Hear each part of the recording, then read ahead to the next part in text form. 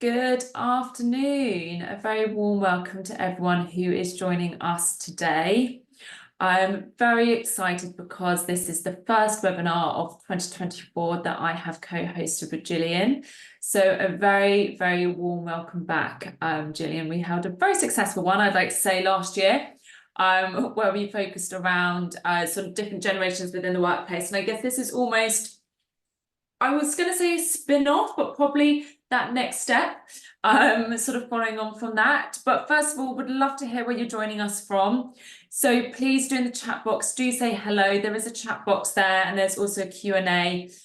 Throughout the session at the end, please do ask questions. Then at the end, there will be a Q&A with Gillian. So please do present any questions you might have throughout this webinar. And brilliant, great. We've got someone joining us from Florida and New York, so it's really nice that we still are getting that global reach. So although timing wise, it must be pretty early doors over on that side. So yes, so very, very good morning and afternoon, I should say. So brilliant. So for those who don't know me, my name is Elspeth Shaw, and I am part of the team here at CNC Search, who are a specialist talent consultancy firm. For me personally, I specialise within the HR, people and talent space. I'm very passionate about leadership, HR as a whole. I was fortunate enough that I did my CIPD. I always keep thinking last year, but obviously time does go on. So it's been a good few years since I obviously achieved my level 5 CIPD. So if you do have any questions around hiring or sort of from the HR perspective, please do reach out to me. I will be following up after the session as well. And as mentioned, we are joined by Gillian. And so we've done quite a few webinars now, Gillian, over the last few years now, which is quite exciting. So for those who aren't familiar with Gillian, she is an executive coach. She has her own business focusing on what the firm is called Full Circle Global. I know a couple of people who've already been in touch with you, Gillian, from previous webinars who have signed up, but you are classed as one of the top 3% coaches worldwide because of obviously the accredited certificates that you have. So huge well done on your side. And I know that you've supported tens of thousands of clients. We were literally just speaking before this in regards to that uptake as well. So with the webinar today, as I mentioned, we're going to be sort of discussing that leadership element and looking at the various generations as well within the business. And I know you're going to be discussing that three-dimensional leader as well. But Gillian, do you want to sort of roll off to start off with a little bit more about you? Sure. A little bit more in depth, and then we'll crack on with the presentation. That's lovely. Well, listen, thank you for hosting me once again. And I really love doing these sessions, these kind of lunchtime or kind of certainly UK lunchtime sessions, but morning sessions for those who are all kind of all over the world. But I'm Gillian McMichael, so I'm a master coach, transformational master coach. I've been coaching now for 20 years. My background before that was human resources and learning and development for 12 years. I've coached, as Elspeth said, over 10,000 people and trained over 8,000 people to become professional coaches worldwide in their own right. And alongside that, I do some other stuff as well, like I'm a coach mentor, coach supervisor, but do a lot of leadership and executive development work as well within an organizational context. I certainly believe that the role of a leader and a manager is really important in today's workforce, especially with all some of the challenges that we have around mental health, well-being, overwhelm, and all sorts of things. And what we wanted to do last time with this particular topic was to introduce you to the concept of leading and managing kind of multi-generations within a workforce, which we're all challenged with. I certainly have that challenge within my organisation. I know, Elspeth, you have it within yours, and I'm sure others do as well. So we thought this would be kind of the next level of that original presentation and workshop. And so obviously we're going to focus today about how do we move beyond the generational gaps or challenges that we have, and really kind of focusing on how you can get the most out of your people. And if you're not a line manager, then that's okay, because you'll be able to use these skills with your colleagues and your peer groups as well. So hopefully you'll enjoy our conversation today. As Elspeth said, if there's any questions at the end or anything that you kind of find that is interesting, or you want me to slow down in any way, shape or form, just make sure that's known on the chat box, and then we can accommodate that as we go through the presentation. But I hope you enjoy our workshop, and as we said, please definitely contribute with questions, because that makes it all better and relevant for your own learning as well. So if you're happy, then we can move on to Go right ahead, heading. Gillian. Yes, over to you. All right then. So, right, this is the agenda. So I thought we'd just do a little bit of an overview of just the generations and talk a little bit around how I left the last workshop, which is around three-dimensional leadership, three-dimensional management, but really how we can create the container for success. Because the more I work with organizations and have been doing for now such a long time, I'm noticing that organizations there's quite a lot of trauma in the workforce. There's a lot of cracks and fragmentation, just because of all the pressures and the kind of things that we need to get to do and to get through on a regular basis, and it can feel a little bit overwhelming. And sometimes those fractures can start off as little hairline fractures, but then end up being kind of big crevices and gaps within the workforce and between relational aspects, between line manager, team members, colleagues, etc. So I wanted to kind of talk around how we can create the container for success, so we can hold all these multi-generations, and how we can go beyond just kind of what we know to a better place of working, a better way of communicating. And so I want to focus on the three core aspects of the three-dimensional aspects of leadership, which is building trust and communication. Building trust and connection, conscious communication, and how do we make meaning so it makes it more personal, more authentic, more real, more intimate for the employee, the team member, to really enjoy the relational aspects of their work alongside doing the job itself. And then finally, what are the essential ingredients? So what do you need to do as a leader, as the manager, as the peer, to make sure that you've got all the essential ingredients? So in a sense, as though you as a cake, what are the kind of core ingredients that you would need to be able to do this successfully for yourself and for others? So that's what we're going to cover, and hopefully that will be of interest to everybody as we go along our session today. So we talked a little bit last time around just the generations, and for those that didn't attend, let's just do a little recap. So we know that we now, within organizational structure, we're working with at least 4 different generations. We've got baby boomers, which is my parents' age, which would be my mum and dad's age. We've got the Gen X, which is very much me. I was born in 1972, aware. And then we have the older millennials, and we now have the younger millennials, and then the Gen Zs. And obviously we're going to be moving into new dimensions as we go forward, and to new paradigms. So as we know, baby boomers, they're very much focused on financial stability. They're wanting to work hard because that's what's been driven into them. Certainly those that were born kind of either during or just after the Second World War. And so therefore they were looking very much for organizations that were really wanting to care about the leadership was ethical, and they were very keen on making sure that they were in a job for life, basically.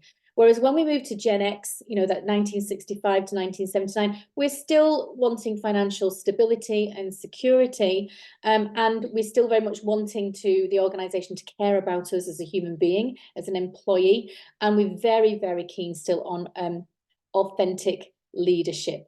Now, when we move into the older millennials, we're looking for a little bit different, that we still want an organization that cares about us. And this is kind of a common theme. And if I look at my experience over the years, I would say strongly that, an organization is nothing without its people, because its people are its life force. And I think, when we think about the different generations, organization, employee well-being, employee care and attention is all the way through all these different generations. So we've got some commonality between the different generations. But when we start thinking about millennials and Gen Z, they're looking for something slightly different. They're looking for a little bit more of a leadership that's more transparent, a bit more open, still ethical leadership, authentic leadership, I would say. But as we move into these kind of the Gen Zs, they're looking more for a more diverse culture, inclusive of all people, as we know, in terms of some of the inclusion and diversity representations that we need to have now within organizations that are absolutely critical to the success of an organization's structure, system, and overall well-being. And so we can see that things are shifting slightly as we move through the different generations. And I think one of the biggest challenges that organizations have is how to deal with the intergenerational aspect of leadership and management. And so let's look quickly at the current landscape. This is just kind of a bit of a recap, but we have multi-generational teams in most organizations, and we have some challenges around that. There's a real need for diversity awareness and a demand for equality, which is absolutely essential and should have always been there, but perhaps hasn't been in the past. We have hybrid working now because of what's happened since the pandemic. We have the global complexities. We have all sorts of things around recession. We have the wars. We have everything going on that is creating quite a lot of complexity within most workforces today. Less people, more work could be the challenge. I find that a lot of my clients are on the cusp of burnout or cusp of overwhelm, feeling fatigued, a lot to do, not a lot of time to do it in. The demand for responsiveness and that immediacy is coming more and more because of technology. And so therefore I'm feeling a lot of tension with organizations at the moment, and certainly the ones that I'm working with. But there is still and always has been that demand for well-being at work, and it is on the rise, specifically because of the challenges and the more awareness, I suppose, around the mental health and the need for looking after people in a mental health and well-being perspective. We've got leadership and people management challenges due to the multi-generational teams. People needing to be and wanting to be managed and led in different ways can cause problems. There can always be challenges around communication, because as a Gen Z, I might want to talk about different topics and have different conversations around what's meaningful for me versus what might be a baby boomer, and then, or even my generation. And then we have the challenge of managing those multi-generations and diverse perspectives, because the diverse perspectives are going to be coming more and more into an organizational context as we progress towards, from 2024 to 2025, 6, 7, 8, and towards 2030. So let's look at how then we can focus on more of what we can do within our roles within an organization and the context for our role. And I'm focusing on being a three-dimensional leader, because I think, we can get stuck in that rut as a leader and as a manager, which is that we just end up doing, because that's expected of us, because we have to do. But what we're looking for here is, how can I broaden my skill set? How can I build more capacity within me as the leader, as the manager? And how can I bring more space and awareness into the interactions that I have? And of course, doing is very important, because tasks have to get done.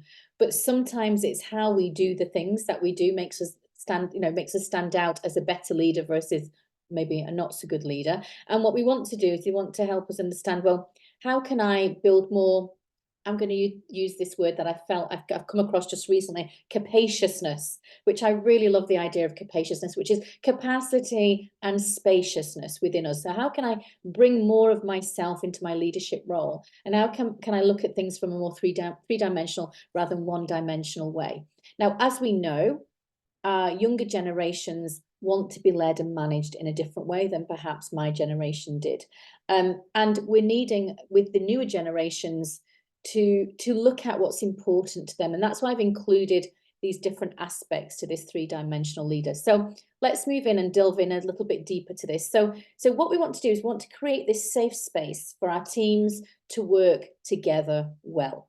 Now, there'll always be interesting dynamics in teamwork, and there'll also be different stages of involvement. So you'll have your experienced staff team members, you'll have your less experienced team members, you'll have people who are more self-aware than others, you'll have different needs and different requirements, different demands in terms of individual needs. And so I think leading teams and managing teams is actually quite complex, because not always can you meet everybody's needs at the same time when they want it.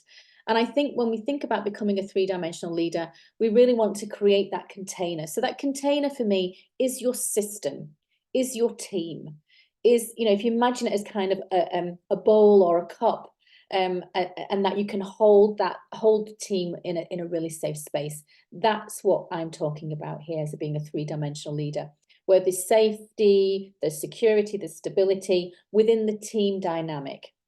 And what we want to try and alleviate as much as possible as we progress with our skills and scope around this is to try and iron out any creases that are causing blockages or challenges within the system of your team and within the work that you do as a team. So first of all, we want to make sure that we have this capaciousness, this capacity and space for building trust. We want to have that capaciousness for conscious communication, and also this kind of space and capability for helping, making meaning. And I'll explain what those three things are. I'm going to build upon those, some of the skill sets that we need and some of the things that we can do. So hopefully this will kind of all fall into place for you. So when we're building trust and deepening the connection with our team members, it's important that we look at the 3 C's of communication. And this is trust of character, trust of communication, trust of capability. So when we think about trust of character, we're really focusing in on how do I manage the expectations of my team and the people that work with me or for me? How do I establish the boundaries between what's expected in terms of the role and responsibilities of the individuals and as the collective team? But what are my boundaries? How much am I going to give of myself? And how do I, do I, for example, am I a leader or a manager that when somebody says, I've got a problem, you try to fix it immediately? So, or do you say, well, actually, hang on, let's have a look at what thoughts you've had yourself first. And so we want to kind of think about these boundaries around, well, what is my real responsibility here as a leader, as a manager, versus responsibility of the individual within my team, but also the collective as the team itself? How can I be more consistent and be more consistent? And how can I create that stability of trust within my team? How then can we develop that trust of communication? So how much information is shared freely? So we know, for example, in dysfunctional teams, information is like gold and information is power. And sometimes what you see in some organizations and some teams where they're more dysfunctional is that power, that information and sharing of information is hidden and not shared freely. But if we're wanting high-performing teams, high-performing cultures, then we need to start thinking about how are we sharing information? Are we being coherent? Are we being consistent? Are we openly, transparent in our communication? Am I telling the truth? Are my team members telling the truth? Is there a level of authenticity and true honesty within our levels of communication and the relational aspects of how we communicate? How do we provide observation or feedback to each other so that we can promote good communication, good support structures?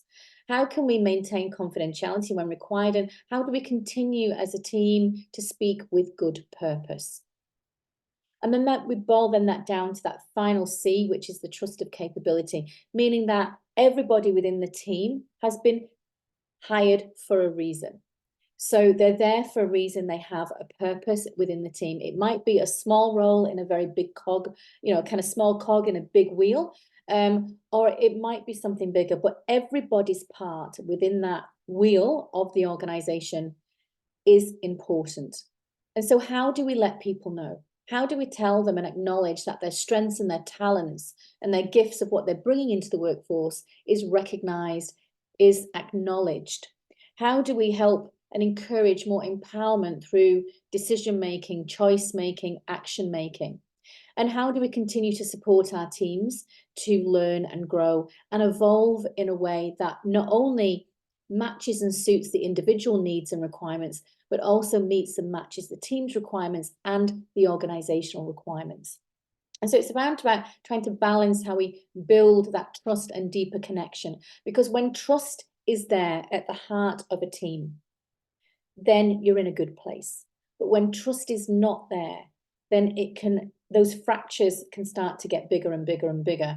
And it means then that will impact everything from productivity to profitability to effectiveness, communication, how we feel about showing up to work, and all kinds of different things. And so it's important to think about how we start to build that trust. So what we need to do, I just want to make sure, so what we need to do is you want to understand where we are as a team. So where is your team? Now, this model is it's a very old model, but it's a very effective model, and is the forming, storming, norming, performing from Bruce Tuckman. And he's been a bit of an expert about team formulation. And there's now lots more access and much more kind of work out there. And if anybody needs any recommendations for books, you can just reach out for me at the end and I can make some recommendations around the dynamics of teams, because most teams, like family dynamics, are dysfunctional. There'll be some level of dysfunction within the team at some point in its evolvement and growth. Now, if you're in a startup organization, entrepreneurial organization, where you are responsible for bringing a team together, then you can most probably you will follow these 4 stages in the order, in the linear order that they are, which is the forming stage, the storming phase, the norming and performing. And that's normally how you would build a team from a startup perspective. But most of us find ourselves in organizations where teams are either already formed, or we are recruiting for new members of a team that are going to join an already kind of intact team. We also have multidisciplinary teams, which we've got the hybrid working teams now. So we've got there's lots of, I suppose, opportunity for fractures to start coming in. And what we want to do, as we said, is try and alleviate that as much as possible. So I wanted to share this diagram because I think it's quite important, because if you know where your team are at and take a really honest look at where your team are at, then you will definitely be able to see, what do I need to do as a leader, as a manager, or even as a team member? What can I do to contribute to improve the dynamic of the team and to kind of understand where we are and understand what we need to do so that we can move to that performing stage? Because everybody at the end of the day wants to come to work and feel fulfilled with the work that we do. We're not, and I appreciate we're coming to work for money as well, but actually money, if you look down at all the kind of the kind of success criteria for people, money is up there, but it's not the number one. The number one is, when research has been done through the Gallup organization, is I want to feel valued for the work that I do. I want to show up, do a good job, and more than anything else, I want to feel fulfilled and feel part of a performing team. And these are kind of the success criteria that's been recently provided by the Gallup organization. And so let's look at this. So when we're in stage 1, forming stage, this is primarily when we're coming together as a team. But this can happen also with an already intact team when 1 or 2 members of the team have left and you're recruiting and bringing new people into the team. So you need to understand, well, where are we? So are we in this affiliation stage? Are we still being really polite with each other, getting to know each other? Is the confusion? Am I watching? Well, what's he or she doing? What are they doing? And so you become, you're not sure really where you fit at this stage within the team dynamic. And then we move then into this stage 2 quite quickly, actually, which is known as the storming phase. Now, I've worked with organizations who've been storming for at least 10, 15, sometimes 20 years, because they've got themselves stuck in a rut, which means that the team is very dysfunctional, meaning that there's a lot of headlocking, there's lots of criticism, there's confrontation, there's conflict, there's difficulties in communication, there is competition, there's just team members decide to opt out, so not turn up for team meetings, not participate, and it's all about power and kind of what do you call it, posturing for position within teams. And so when we're stuck in this stage 2 phase, we need to understand how we can get ourselves out of it. I'm going to show you how. I'm going to talk about it, how we can get out of it later on, but let me just talk through the model first. So this is not a good place to be, and what we want as a leader, as a manager, is to come out of this space as quickly as possible. But to be clear, you will all go through this stage. And you can imagine, it's like, for example, going on a training course for a week. So, for example, I was in Boston last week. I was doing some work in Boston, but I was also on a training course last week. And there was, well, it was kind of a, I'd say it's bigger than training course. It was most probably a conference, is most probably the best way of saying. There's 200 people in the room, and we're all learning about the same subject matter. But you could see how the dynamic was shifting and changing throughout the 5 days that I was there with these, shared the whole 5 days with the same people. And so we started off forming, which was all very pleasant and polite. By day 2, literally, there was people clashing and disagreeing on topic matters and subject matters, and there's people posturing to get their hold of the microphone, to give them their 2 penneth worth and all this kind of thing. So there's lots of that going on, which created quite a lot of discomfort. Now, I'm glad to say that as we progressed through the week, we moved into this stage 3, which is known as the norming phase, where we're looking about cohesiveness, people coming together, we're getting our procedures and ways of working sorted out, we're understanding each other's strengths and development areas, we're appreciating each in terms of what each of us bring to the team, and we're starting to rely and trust each other more. And when we do that, we can give and receive feedback more openly. We can cope with challenges or issues that present themselves. But our focus is about the achievement of the tasks and the goals that we have as a team, as well as my individual contribution into the overall team. And then we can then move into our stage 4 bit, which is where most organizations would love their teams to be, because that's the performing stage. Now, when we're here, I'm sure you've heard lots of things around flow states and all of those kind of things, but that's what we're in. We're in a more of a, we're synergized, we're together, we're connected, we're more resourceful as a team, and I'm resourceful as an individual. We're open, satisfied, and our focus is about the success of the team. So everybody will play to their individual strengths. Everybody will have their own individual contributions, but as a collective, we're in this synergized, in synchronicity approach and place where we want to be in that kind of stage of our growth and development as a team. So I just wanted to share with that, because I think as a leader, as a manager, I think it's really important to think about where am I within my team environment, even as a peer and as a colleague. Well, where are we, and can we look at how we can improve where we are so that we're moving towards that performing stage? Because when we're in performing stage, when we're working in more of that place of strengths, we're enjoying work. It's a good place to be.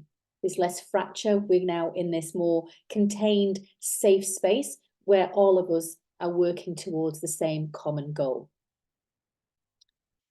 So by doing that, what we want to do is we want to think about how can we create the culture of our team. So you have the culture of the organization, which is the bigger, wider system, so systemic stuff. You have the culture, you'll have the values, the belief systems, the ways of working, the competencies. You'll have all of that within your organizational culture. But then you have your team. And for me, I think it's really important about how we can create the culture of the team. And we need to think quite a bit about how we show up as the leader, as the manager within this space, but also what we want to bring in terms of how we also want people to show up within that team dynamic. So we should absolutely have a focus on health and well-being, because at the end of the day, without a healthy team and healthy team members, we're not going to perform well and to the best of our ability. So health and well-being should be at the front and center of everything that we do. And taking into consideration how the newer generations are wanting to be led and managed, ethical leadership is essential. So that stewardship, should I say, of how we ethically lead. So being that authentic leader, and maybe being even a transformational leader, transformational manager, transformational leader, means that we first of all show up as our true self, which means then that we're inviting our team members to do the same. And when you say what you're going to do, you're transparent in your actions and decisions and your planning, then that trust and that deeper connection will be there. We also want to have an appreciation and respect for those intergenerational cultural aspects of different team members bringing different things to the table, and the diversity that sits within the group. And I think if we can see that diversity as it's a richness to me. That is, it's so rich, that diversity, because each person has a different perspective on life, on work, on where they are, on communication, on connection, on trust. And I think if we can bring some of these conversations to life within our organization, within our teams, then there's going to be much more appreciation for that diversity, and it'll become much more inclusive for all members of the organization and all members of your team. So we've said that we want to create a safe container. So we want safety, we want trust, we want honesty, we want integrity, authenticity, all of those things. And to be honest, that has to be led and role modeled by the leader, by the manager. Because if you are not walking your talk, then how on earth can you expect anybody else to do the same? Just won't. You'll have disengagement and there'll be a lack of trust. And so I can't state how important that trust and safety is within the team dynamic. It's important that we have space for creativity and for innovation, and to look at things from new perspectives, new dimensions. Can we do things in a different way? Just because we've done it this way doesn't mean say it's always the right way. So let's create some space in our team meetings, in our get-togethers, in our stand-ups, whatever you're doing every day or every week with your teams. How can we be more creative, and can we carve out some time to think about new ways of thinking and new ways of doing things?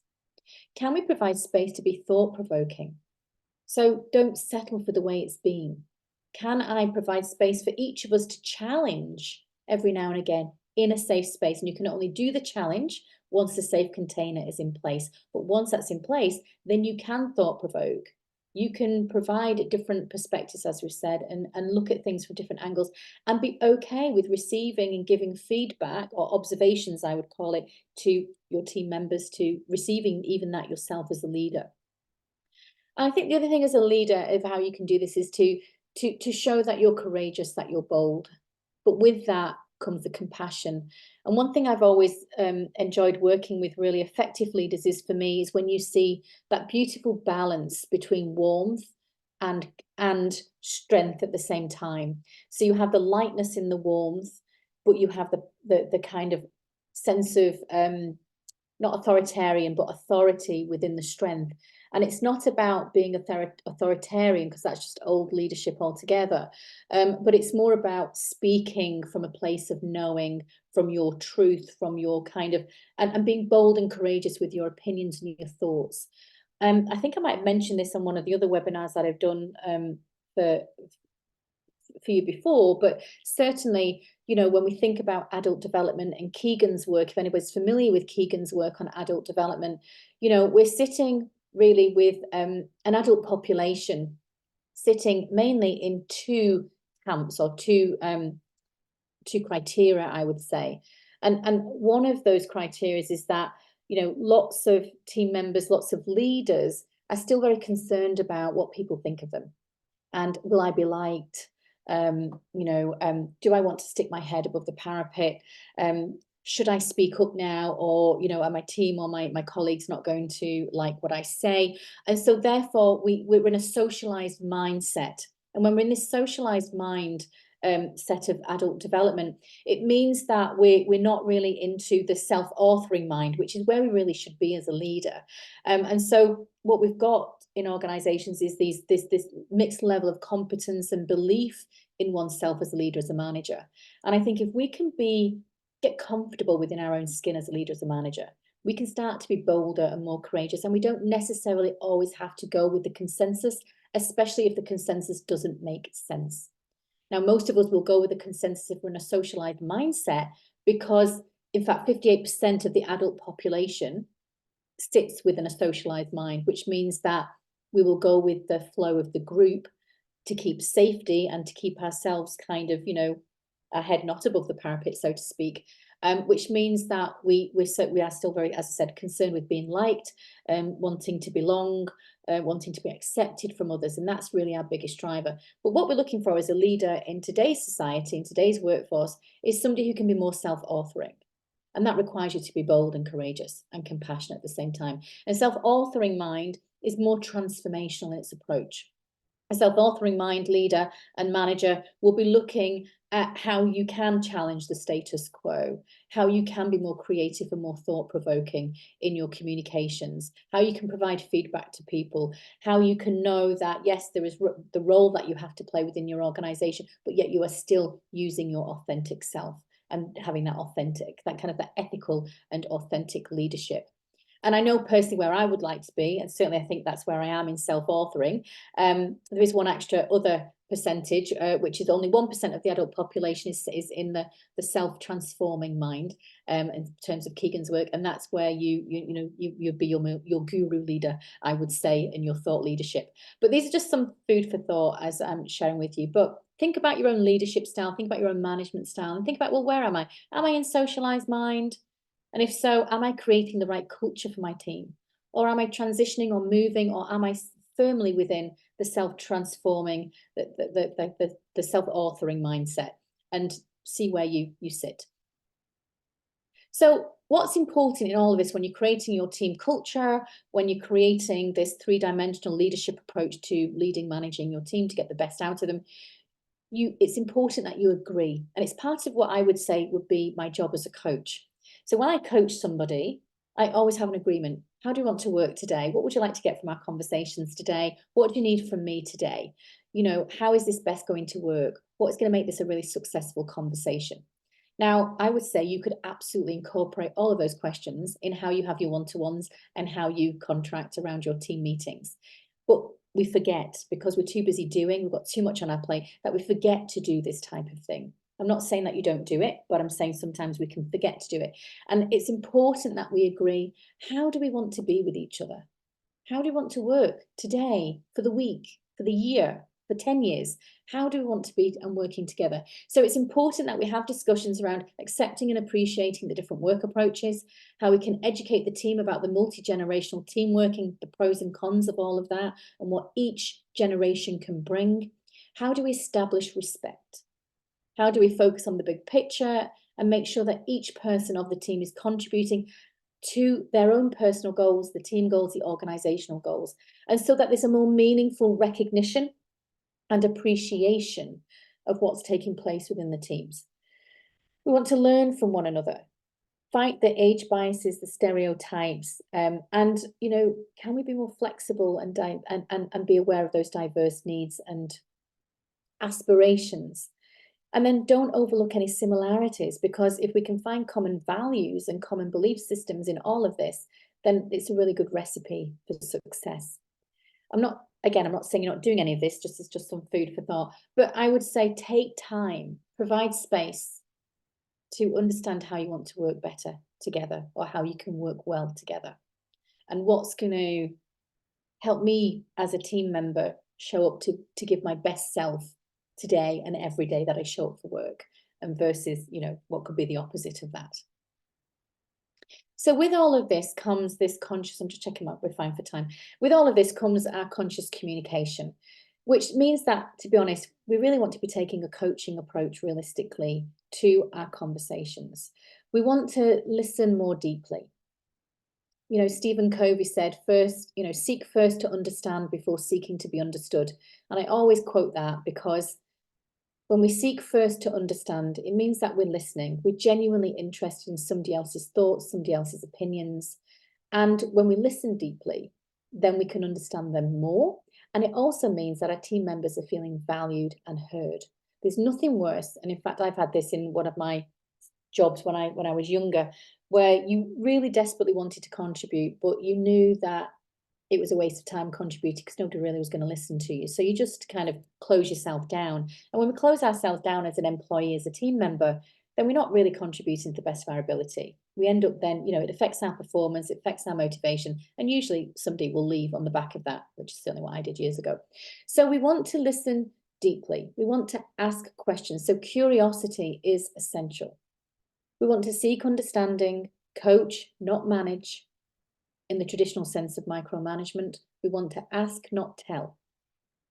We want to seek contributions and ideas. I want to appreciate and accept individual needs. So how do we do all of that? So when we're listening, we want to listen at different levels. Now, every conversation, whether it's a team meeting, a one-to-one, hairdresser conversation, a networking meeting, a multidisciplinary team meeting, whatever it might be, intact or not intact team, you'll find that we'll always start talking about facts and data. So facts and data is the ready to recall information. It's the stuff that you're so easily familiar with, the stuff that's just right here, front and center, and it just comes out. So it's that surface level chat. That's level one of listening. So we listen to the facts and data are important. So when a team member comes with a problem, with a challenge, with an issue, whatever it might be, whether it's situational or it's more of a longer term developmental need, we're going to get facts and data. We're always going to get backstory. And people love telling backstory, but we can get caught up in the backstory. So our job as a leader, as a manager, is to say, hang on a minute, facts and data is great. We've got all the backstory now. Let's now start listening at a deeper level. And something that we have to remind ourselves to do, because it's very easy to get into the fix it mode, which is to fix it quick, rather than supporting the individual to try and help solve their own problem. So we want to look then at patterns of behavior. So what patterns of behavior is this particular team member showing? What phrases, what language are they using? What behavior are they showing on a regular basis? That shows me that there's some pattern of behavior going on here. It could be down to lack of confidence, lack of self-belief. It could be around a range of different things. And then we have level 3, which is how do my team members respond in the moment to situations or scenarios? I'll come to you in a minute if that's okay. I think it's Peachy. I think you've raised your hand, so I'll come to you in a moment if that's all right. And then how does my team member respond to either feedback or observations I'm providing to them, and how are they responding in this moment in time? And then finally, what should I be listening to that I'm not listening to? So are there any assumptions being made here about somebody else in the team, somebody else in the organization, even themselves, myself? What assumptions are being made? And then what around their motivational, what about their motivational? So what motivates, what drives people, and what are the values and belief systems that we are in? So I don't know whether now's the time to ask. Oh, it's all right, there's no questions there. But if there is questions, just pop them in the chat box and we'll come to them a little bit later. That's fine. So we've got these different levels of listening that I think are quite important. If we can manage that and understand those different styles, then what we're doing is we're communicating more consciously with our team members. But to do that, we have to have a reasonable level of emotional intelligence. So we have to have some EQ as well as social intelligence as well. Now, Daniel Goleman's work he's been around for a long time, from the, I would say, mid-80s. But, you know, there are 5 core criteria when we're looking at EQ for leading and managing and getting the best out of our team members. But like anything, we always have to start with self. So, you know, we can create the environment, or we can try and create the environment or the safe container. We can look at how we consciously communicate. But actually, if I'm not self-aware of myself as a leader, then basically it's not going to work. So we want to look around, you know, how much self-awareness do I have about myself? How much self-regulation do I have? How do I self-motivate? How do I show empathy and understanding? And what are my wider social skills in relation to the dynamics within the individual one-on-one, but also the team? So when we think about self-awareness, well, I suppose self-awareness is pretty self-explanatory, really, but it's about how much am I aware of the impact that I have? So when I walk into a room, what energy am I bringing into the space? When I communicate, how do I sound? How do I come across? What's happening in my world that might be showing up and actually getting in my way as a leader, as a manager? So these are quite important questions that you can ask yourself and spend some time doing some journaling or thinking about. But we all carry baggage. We all have baggage. We all have good days. We all have bad days, just the human condition. But actually, if I'm not self-aware of what's going on for me and how I'm showing up, then how do I know how it's affecting my team members? And so we want to understand that if we could, so because what Daniel Goleman says is that if we can't do the first 3 for ourselves, we'll never do numbers 4 and 5. So we have to build and generate more self-awareness within self. Self-regulation is most probably as it sounds, but in a nutshell, self-regulation is making sure that I am managing my emotions so that my emotions are not spilling over. So if I get challenged in a meeting, I don't, you know, lose my temper, or I don't freeze. I don't go into that fight or flight mode. You know, I'm able to regulate my system, my nervous system. I'm able to regulate my emotions, which means that I am professional. I am courteous of other people. I'm conscious in my communication style. I'm not knocked off balance. But I think a lot of us can get very wound up at work, especially when we're challenged or we're in a situation that we feel uncomfortable in. And when we're not able to regulate ourselves, then that will spill over. It will show up in our behavior. It will show up how we communicate and so forth. So it's very important that we understand how we can regulate our emotions so that we can show up the best way that we possibly can. And then finally, you know, if you are in a bad mood or if something's happened that's knocked you off balance, it's affected your confidence in some way, shape or form, for whatever reason, it's triggered you, it happens all the time, then we need to understand how we can move quite quickly. So the self-regulation then quickly moves into self-motivation. How can I motivate myself to get myself out of this negative mindset into a positive mindset or a growth mindset? And so we've got to figure out what we need to do for ourselves to help us remotivate ourselves or motivate ourselves to get into a better mindset. Once we can do those 3 things for ourselves, then we can start providing empathy towards others. And it's not sympathy. So as a leader, it's not about doing somebody else's job for them, taking on their responsibility.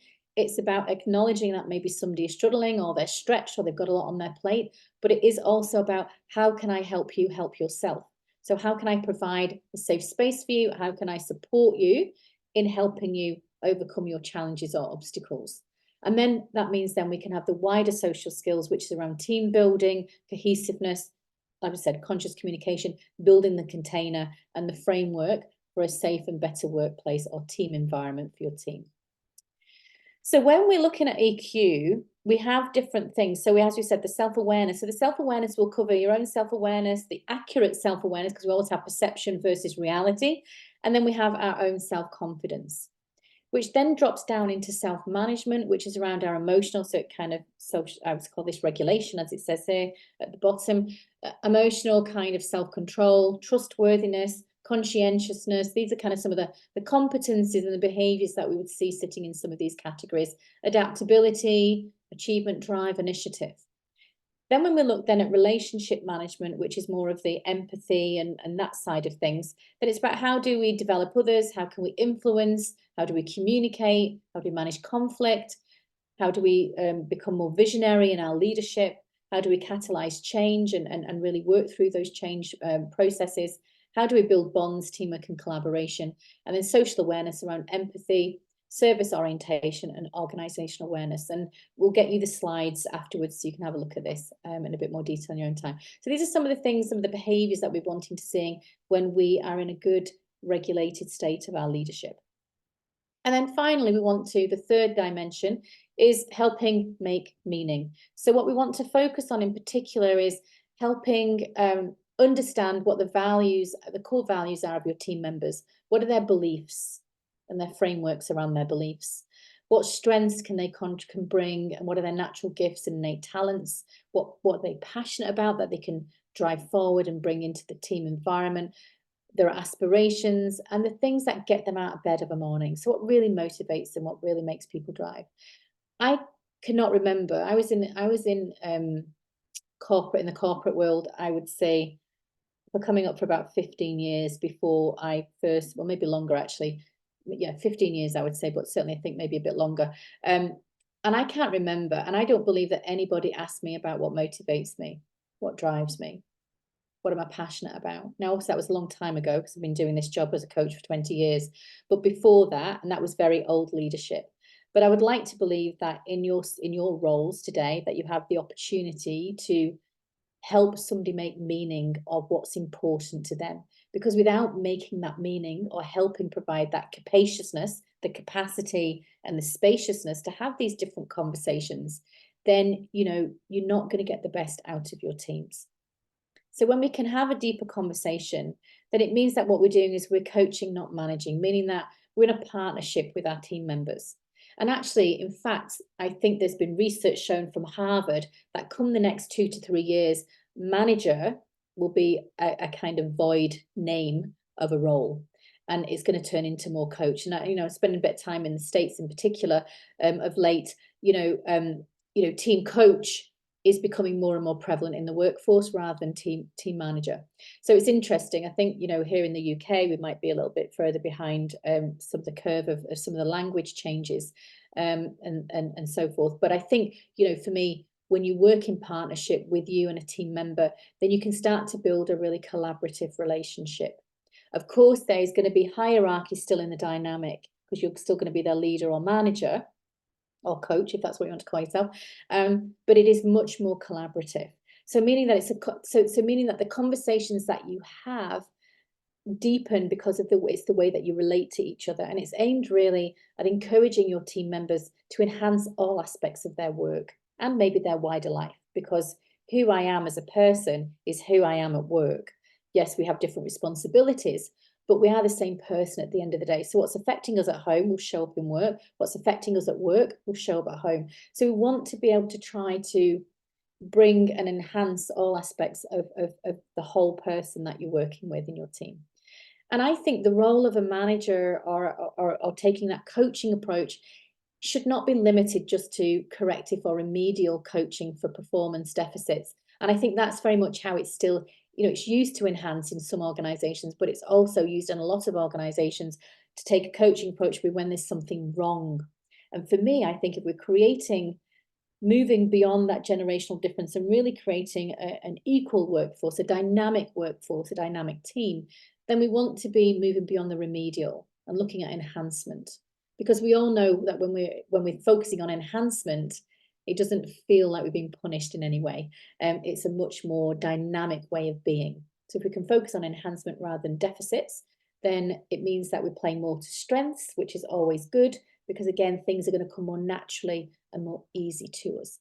And so our role as leader manager, when we're taking that coaching approach, is about guiding, encouraging, enhancing, supporting, not just the day-to-day activities, but overall well-being, career, and situational work challenges, so that your conversations are different than what you would normally have if you're looking just to provide a quick fix. Because we know that quick fixes in an organizational context don't work. We want long-term sustained change.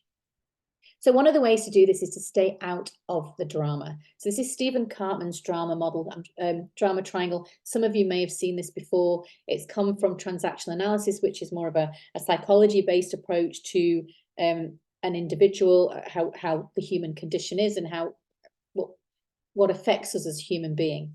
And so in our, just looking at the timer, all right. So in our makeup as a human being, we have three states. We have ego. Ego will always be present within us. And what we've got to do is learn to manage the ego, to quiet the ego. The ego will never go away. And the ego has been great for us for many years because it's kept us safe. It's got us to where we are today.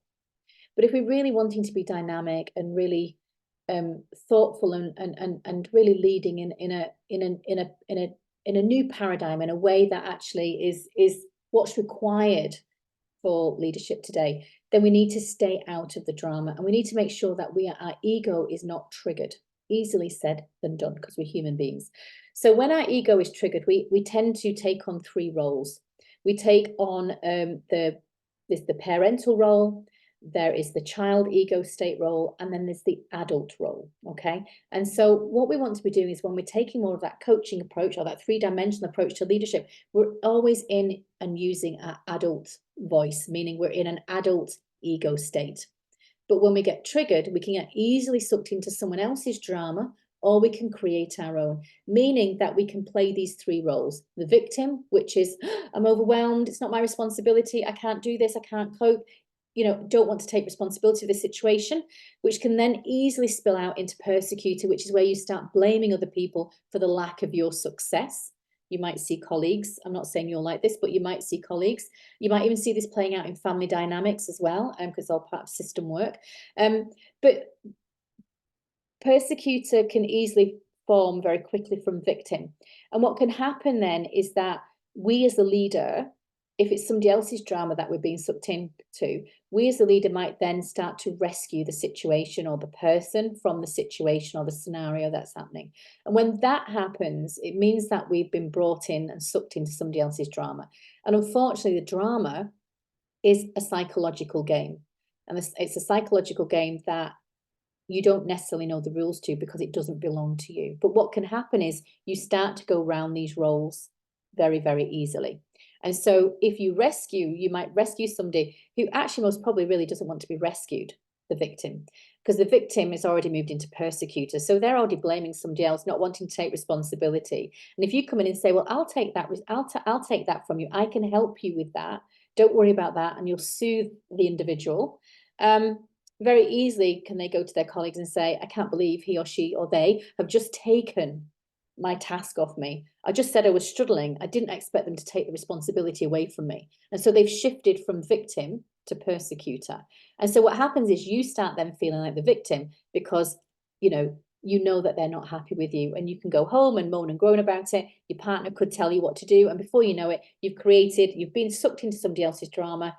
You'll then have created your own drama, and then someone else is then, and you're sucking other people into your drama. And so we want to stay out of the drama and look at it from a different perspective. And the only way to do that is to take the coaching approach. So this is when we flip the drama over into a new framework. And this is all around reframing, basically. So we create the environment for self-empowerment. So I can't empower anybody but myself, and neither can you. So as leaders, as managers, we want to create the environment for empowerment. So we want to move the victim into the creator role. and we take away the rescuer altogether and we become the coach. And so what we're saying is, when we're in that coaching mindset, which is the self-authoring mindset of Keegan's adult development, is we're saying, okay, I can see there's a problem here. I can hear you. I can understand you. I can see this is challenging. So let's look at how I can help you, which is the caring piece, but how can we help you help yourself? So we're not saying I'm going to do the role for you. We're not saying we're going to take on their responsibilities. We're trying to help the individual be the creator, which is their own problem solver. So we create a space for problem solving through a conversation, or a more coaching style conversation. That means that they can be challenged, but the challenge will come from the team member, not necessarily always from you. And so the idea very much is that we're flipping that drama, we're removing the drama, and we're saying we are in an adult voice space, and we're going to have an adult to adult conversation. And I'm not going to be triggered, and I'm not going to fall into the drama of this situation. I'm going to look at it from a different perspective. And when we do that, that's the success criteria, because we're not being sucked in and we're not being caught up in the drama or being triggered by another person in the organization. So when we provide a space for empowerment, then what happens is we are giving the moment of choice to the individual. And what comes with that is an acknowledgement that, yes, there's a challenge here. So we need the employee to say, I'm finding this difficult, or I had a really difficult conversation with such and such a body last week, and it's been sitting with me. So you need a level of authenticity and a level of honesty for somebody to show you that moment of reveal, which is, this is my true self and this is what's going on for me. And once you've got that, then you can say, right, well, let's look at how we can help you figure this out. And let's see what you can do. How can you learn from the situation? How can you grow from it? And let's move it into more of that growth mindset, into that self-authoring mindset, rather than maybe the socialized mindset that they previously could have been in. So what do you need for this? So for you, just quickly, and we'll stop in a minute, is self-awareness, self-ease, a non-defensive approach, the right level of appropriate authority, presence, and impact, good relationship engagement, work across difference between obviously the different cultures and diversity, etc., ethical maturity, and a good sense of humor and humility. And for me, I would use this as your checklist. So I'm going to pause there because I'm very conscious that people need to maybe get back to work or get into work, and I will share these with you. But does anybody have any questions? I'm going to stop sharing for a moment. Thank you very much, Gillian. We have had a couple of questions come through, so I'll try and squeeze in as many as possible because we have had quite a few. So the first one is, any advice on how to approach managing someone older, which obviously reflects that generational aspect, and the best way to approach those conversations with that person as well? How to, sorry, I've missed the question. Sorry. No, that's okay. So so when you're sort of managing, there's obviously people within your team who are older than yourself. I guess having that pushback from those, and how best do you then approach to have those conversations with that person who you are managing, or sort of from that leadership element, but are actually older than you, who you're facing a bit of pushback from? Yeah, so I think for me, I think it's about meeting that person where they are. So my view would be, look, let's go for a coffee, let's have a catch up, let's have a chat. And for me, I'd be wanting to understand, I'd be clearly saying, look, I know I'm younger than you. I know that, maybe, we've got different experience, but obviously I really want us to work well together. So I'd be setting and placing and signposting what I would like from the relationship. And if you was getting a bit of pushback or resistance, I'd be keen to understand, well, what's coming up for you? What's triggering you about this dynamic? And how can I help you? How can I help? What's going on? What can I do to support? Now, remember, these questions are, you're still wanting to provide space, and you really want the other person to be answering back in terms of the questions that you're asking. But I would most probably take them for a coffee and try to understand what's the underlying frustration or issue that's sitting underneath what they're saying, and to see if I could coach them around that. And then start to build the trust and rapport that way. Yeah, of course. Okay. And then another question, we've suddenly got a massive question, so we will try and get through these as quickly as possible. How would you, any advice on how to respond when you hear someone being labelled by their age, and how do we refocus when it appears to be the unconscious bias effect speaking? I think it's really interesting, and it's a really difficult one to contain and to manage. Obviously, we can only be responsible for ourselves, but what you could do as a team, you could have a conversation around and just have that as a topic. You know, how do we deal with this? How do we make sure that this isn't, you know, in the way of us as a team?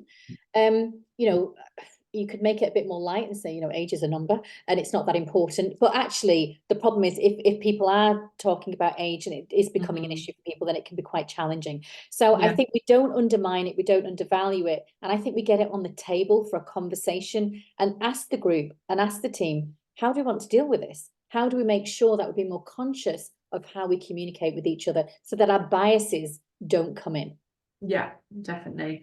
I think we've got time for one more question. So what advice can you provide to a manager balancing their own hierarchical posture within the coaching one when leading people? Hopefully that makes The sense. hierarchy, yes. So yes, so yes, it's what I mentioned. right. Yeah, perfect. So obviously there will be the hierarchy there, but what I do and what I encourage when I teach leaders and managers to coach would be to say, look, you know, I appreciate we have the dynamic between me being your line manager, you being the employee, and there might be that hierarchy. But what I want us to do is try to work more in partnership. And what I mean by that is that, yes, I have my role, you have your role, but this space is for us to come together and to meet each other in an equal space where you can learn, you can grow. And actually what we want to do is we want to understand a little bit more around, you know, I'm going to do more questioning, I'm going to do more listening. Remember, I'm not here to tell you what to do. I really want to try and help you, because I think at the end of the day, people genuinely don't want to be told what to do. Nobody wants to be told what to do, I believe, most of the people anyway. And so what we want to do is that is to try and kind of bring it into more partnership. So look, I'm really keen, and I would say, look, you know, yes, I've got a whole host of experience, but I don't know all the answers. So I'm really keen to hear what you think about this. I'm really keen to hear your contribution, because I really value what you share. And so I think this is trying to get that kind of dialogue going. And then once you do it a few times, you get into an ebb and flow. You don't even need to set the scene around it anymore. It just becomes more of that natural way of coaching. Yeah, a natural way of communicating. Brilliant. Okay, so unfortunately we have run out of time. So I'm sorry that we weren't able to sort of answer everyone's questions, but thank you very much, Gillian, for today. We will be following up after the webinar with the recording and some points with obviously what Gillian has mentioned as well with the slides. But yes, have a lovely rest of your afternoon, everyone. And thank you, Gillian, for joining us today. Thank you. Thank you so much, everybody. Take care. Have a good day. Bye. Bye.